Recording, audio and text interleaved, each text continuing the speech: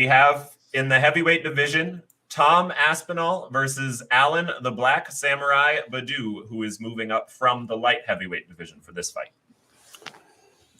So, I mean, my breakdown's going to be pretty quick on this. I think Tom Aspinall KOs him in the first round. And anytime I see a fighter that moved up from light heavyweight to heavyweight, and he's that big right now, that to me, and I don't know the whole story. I'm probably maybe reading into this too much, but it shows me that maybe he's not quite as serious as he needs to be fighting in the UFC. And if I'm wrong, maybe I'm wrong, but I think Tom Aspinall, I think we KO in first round. He's a freaking savage. He's out of his 10 fights, 8 wins, 6 have been by KO. Like, this guy just goes in there and murders people. So I think he handles it fairly easy.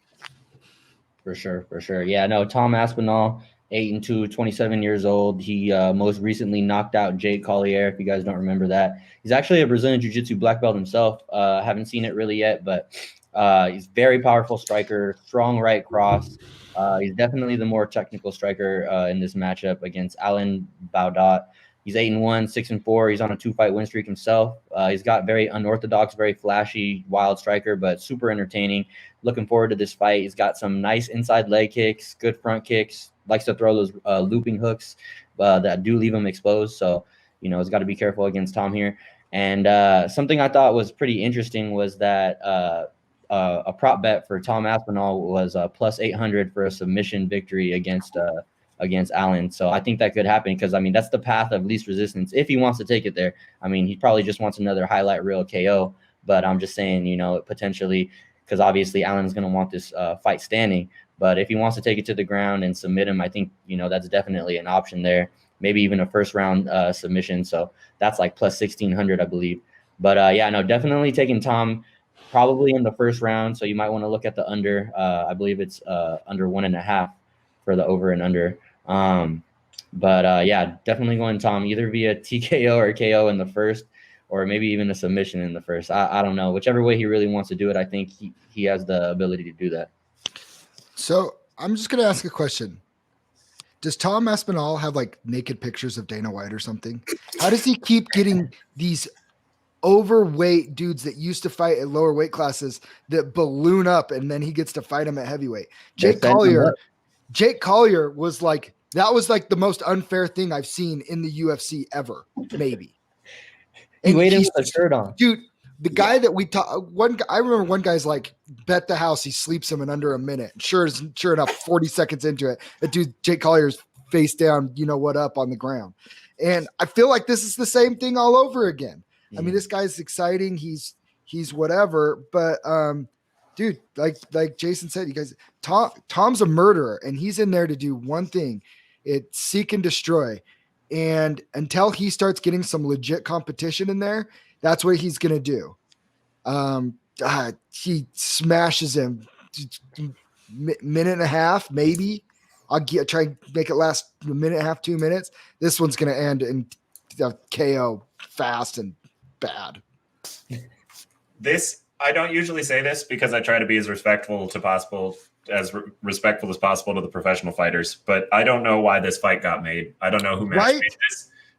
So a couple of issues with this. First of all, if you look at Baudot's fight history in Japan, so we've got him when he's fighting in Japan, he is a light heavyweight who looks like he's fighting against, Japan is not known for creating heavyweights and light heavyweights. He looks like he's fighting against middleweights that are overweight in the first place. So I found several of those fights where he really looked like he was fighting a dude that was in the middleweight division because he couldn't cut to welterweight, and he was doing it as a light heavyweight. So there's our first issue with this competition. Next issue, I don't think anybody should move up from light heavyweight to heavyweight unless it's because they're getting old and they can't make weight at light heavyweight. If you aren't a natural heavyweight, you shouldn't be fighting in the heavyweight division. You're going to get knocked the fuck out, and he's going to get knocked the fuck out. I don't know who made this fight. Tom Aspinall's a killer. He's a professional boxer. He trained with Tyson Fury. He trains with Darren Till. He's within 60 seconds. It's going to be a vicious KO. I don't know why this fight is. I don't know why. Because he was originally supposed to fight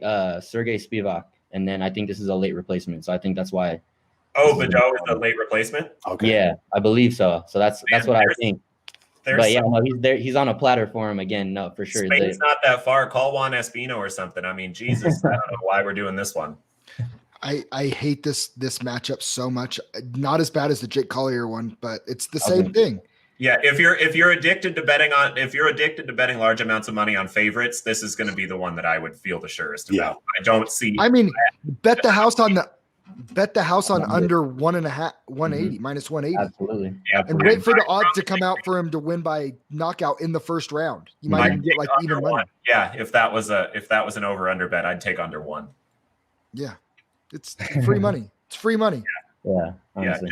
Yeah, just interesting. Watching that footage was interesting too, because that was not high level MMA that I was watching over there in those Japanese fights.